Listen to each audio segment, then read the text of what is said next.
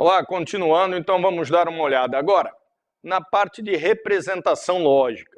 Nós já vimos uma parte disso, vamos dar uma recordada rapidamente e depois nós vamos ver como fazer as transformações, ou seja, as traduções das sentenças formais para as sentenças declarativas.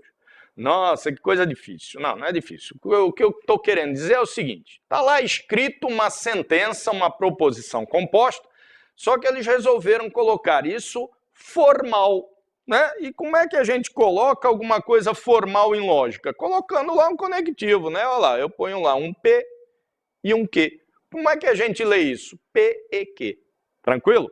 Mais para frente aí a gente vai ver, além de como é que lê isso daqui em sentença declarativa, como é que a gente transforma a sentença que está lá formal nisso que está aqui declarativo.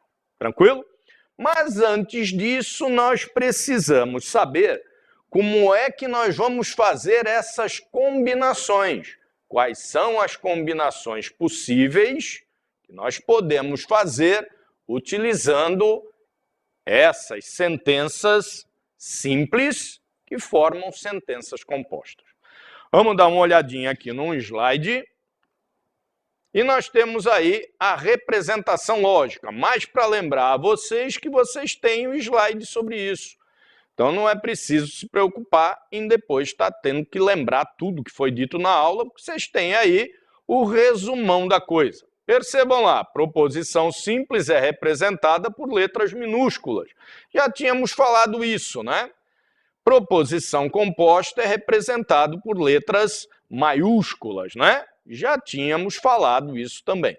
E eu já tinha dito também para não se preocupar muito com isso na prova, porque já apareceu de forma trocada essa coisa, né? Eles acabam colocando uma letra maiúscula e chamando de proposição simples. Aí o que você tem que fazer? Não discutir com a questão. Legal? Mas vamos dar uma olhadinha aqui para frente no que pode ser que você precise identificar. Olha lá, Rita está feliz. Identificamos aqui como Pzinho, né? Proposição simples, assim como qualquer uma das outras três. A partir do momento que essas proposições simples aqui, que vocês estão vendo, passam a formar proposições compostas, que são essas daqui de baixo, que você está vendo, aí sim a questão pode te cobrar a representação lógica disso. Então, repetindo, não precisa se preocupar em saber se a representação é maiúscula ou minúscula, a não ser que a matéria seja desse tipo aqui, né? A matéria que esteja cobrando, logicamente, isso. Então, vamos ver essa nossa primeira sentença composta aqui. Rita está feliz, é a nossa primeira proposição simples lá de cima. Ou a moto de Pedro é nova. Moto de Pedro é nova, nossa segunda sentença simples lá em cima. A primeira sentença está sendo representada pela partícula P. A nossa primeira sentença está sendo representada aqui pela partícula P. E a nossa segunda está sendo representada pela partícula Q minúsculo. Então, nós temos aqui embaixo, olha, a representação formal ainda não está muito formal, porque continua ali um ou. Já já você vai ver o que é realmente formal. Mas a representação formal desta sentença, Rita está feliz ou a moto de Pedro é nova. P ou Q. Mas percebam que eu posso representar toda esta sentença por uma única letra maiúscula. Percebam lá, aqui nós temos Rita está feliz ou a moto de Pedro é nova, e temos um colchete, reparem aqui, temos um parêntese. Se eu for representar dentro dos parênteses, eu vou representar assim, ó, P ou Q, entre parênteses e entre colchete. Se eu não quiser falar da proposição simples, eu represento apenas assim, ó. Com isto aqui eu digo, eu tenho uma proposição composta X, que pode ser validada ou como verdadeira ou como falsa.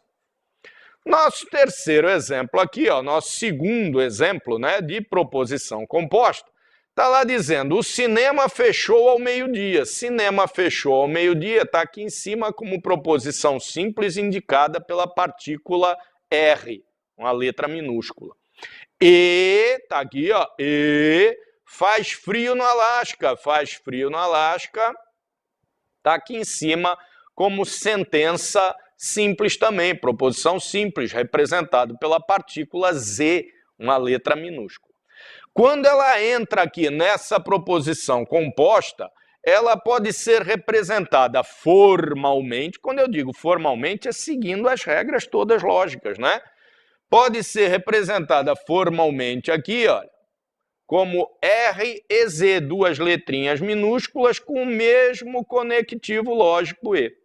Como pode ser representada ela inteira como uma única proposição composta representada por uma letra maiúscula. Tranquilão? Então, essa é a representação, é a diferença que existe entre a representação minúscula e a representação maiúscula. Vamos complicar um pouco. Rita está feliz ou a moto de Pedro é nova? Já vimos lá que é a nossa primeira sentença simples e a nossa segunda sentença simples. Então, eu posso representar esse pedaço aqui como P, esse pedaço aqui como Q, e está aqui o conectivo OU. Legal, vamos ver a representação formal. Está aqui, ó, P ou Q. Depois, a consequente. O cinema fechou ao meio-dia, está aqui em cima, ó, sentença simples, sendo representado pela partícula R. Ou faz frio no Alasca. Faz frio no Alasca, está aqui em cima também, ó, como sentença simples, representado pela partícula Z, uma letra minúscula. Ora, e no meio tem um OU, olha o OU aqui, né? Então, eu represento esse lado aqui, ó, como R minúsculo, esse outro lado aqui, que é o consequente, como Z minúsculo, e temos o OU aqui no meio. Então, está aqui a representação formal, ó, R ou Z. Mas lembre-se que nós estamos trabalhando com a proposição composta, então o conectivo dela é esse E, está aqui o conectivo dela aqui no meio. Tranquilo? Dei representação desse jeito, eu dei representação a todas as partículas que nós usamos. Mas percebam que agora eu posso fazer uma outra representação. Ora, esse lado aqui é uma proposição composta, portanto, eu posso representar ela inteirinha com uma única letra, uma letra maiúscula, né? Vou chamar de X. E esse outro lado aqui, que é a consequente da composta, também é composta, então eu posso representar este lado inteiro aqui por uma outra letra maiúscula que eu vou usar o W. E aí, no meio, eu vou colocar o conectivo, ó, vamos colocar o conectivo. Está aqui, ó, a representação formal dessa coisa inteira aqui pode ser feito desta forma aqui, ó, X e W, desde que as duas letras sejam maiúsculas. Tranquilo? Mas eu também tenho que lembrar que isto inteiro aqui é uma proposição composta, então eu posso representar toda ela por uma única letra. Opa, tá aqui, ó. Representei pela letra T. Então, se eu tenho uma letra T, assim, ó, em maiúsculo, e a questão está dizendo a proposição T, e só está falando isso, é verdadeira. Significa que toda esta coisa aqui é verdadeira. Portanto, eu assumo que essa proposição aqui é verdadeira sem ter que validar coisa alguma das outras proposições que a compõem. Tranquilão? Moleza? Então, vamos voltando aqui para a lousa. Vamos dar uma ideia dessa coisa aí que nós acabamos de falar, né?